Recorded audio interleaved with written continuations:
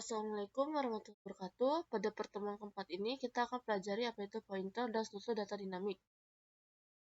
Pointer adalah data yang berisi suatu alamat yang menunjuk ke lokasi tertentu. Bila pointer berisi alamat dirinya sendiri, maka pointer tidak menunjuk kemanapun. Nah, ini disebut dengan nil. Tipe data pointer dipergunakan untuk keperluan pengalamatan pada memori. Contohnya alokasi variabel dinamik. Nilai satu variabel pointer dapat diisi dengan tiga cara, yaitu post dan new atau jmem dengan operator add dan menggunakan fungsi ptr. Nih, ini adalah contoh dari pointer.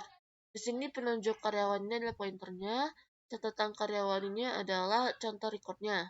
Nah, catatan karyawan sama dengan record ini adalah cara menginisialisasikan recordnya. Kode nama gaji ini adalah isi dari record.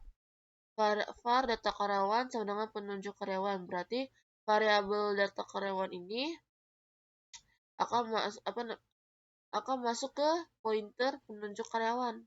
Nah, itu artinya.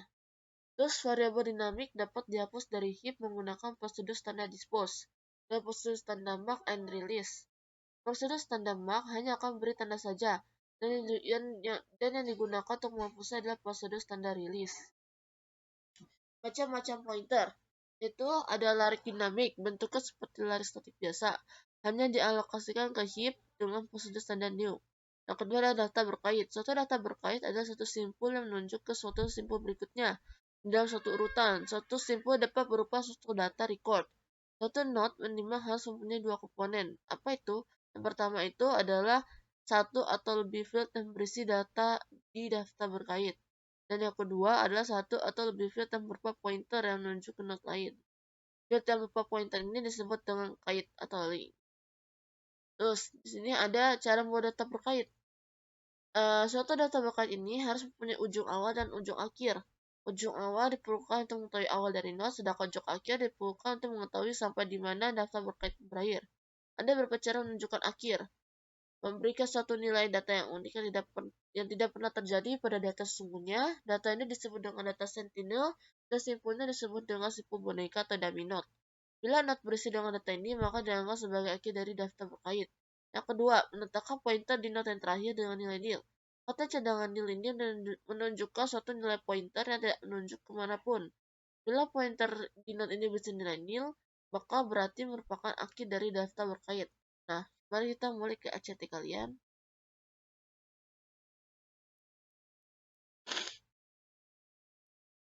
Nah, ini adalah ACT-nya. Program record ACT ini adalah nama programnya. Nanti kalian ganti aja dengan nama kalian ya. Terus, uses CRT ini adalah library-nya. Tipe data siswa sama dengan record. Ini adalah cara bagaimana saya menginisialisasikan recordnya. Nama lengkap, nama panggilan, kelas, jenis kelamin. Dengan tipe data string ini merupakan isi dari tipe recordnya.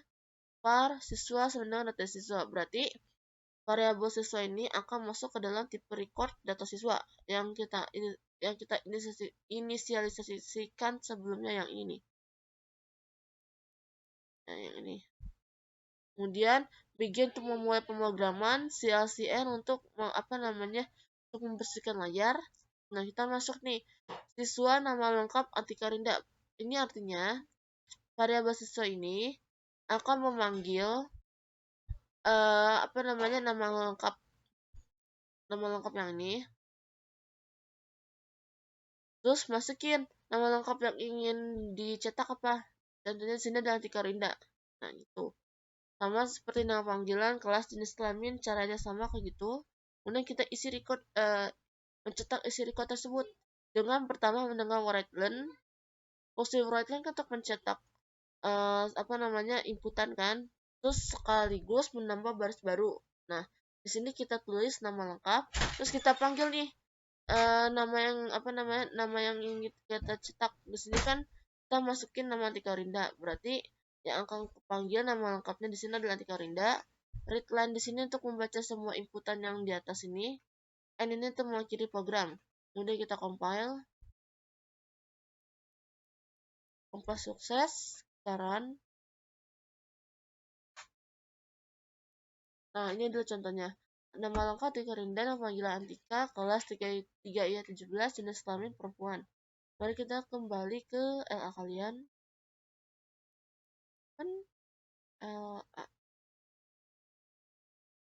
Di sini saya membuat contoh yang baru. Di sini ada program record Andika. Di USSCRT ini ada library-nya. Tipe mahasiswa sonar record. Ini adalah cara inisiasikan recordnya. Terus di dalam record mahasiswa ini ada 3 nih. Ada NPM, nama kelas, dengan tipe datanya string, panjangnya berbeda-beda. Untuk NPM nama kelas, panjangnya 8, sedangkan nama panjangnya 25.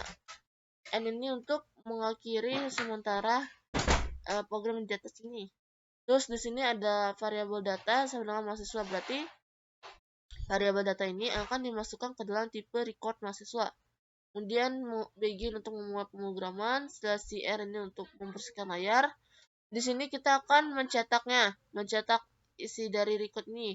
Dengan pertama di sini ada write npm readline data npm. Ini maksudnya untuk mencetak npm ini kita akan membaca inputan dari variabel data dengan tipe record yang kita butuhin apa. Di sini kan kita untuk mencetak npm, berarti kita butuh inputan record npm kan. Berarti di sini kita tulis di sini data.npm, sama seperti nama kelas, sama seperti kayak gitu juga.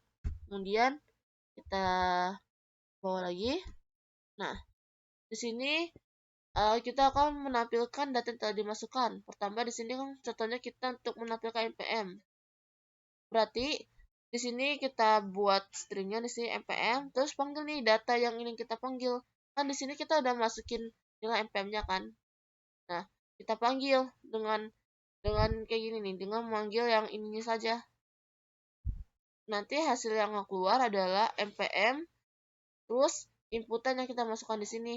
Contohnya di sini saya masukin npm-nya npm saya, contohnya 50419942. Nah, nanti hasilnya npm sama dengan 50419942. Kemudian di sini readline untuk membaca semua inputan, n untuk mengakhiri program. Nah, kita compile. Nah, compile sudah sukses. Sekarang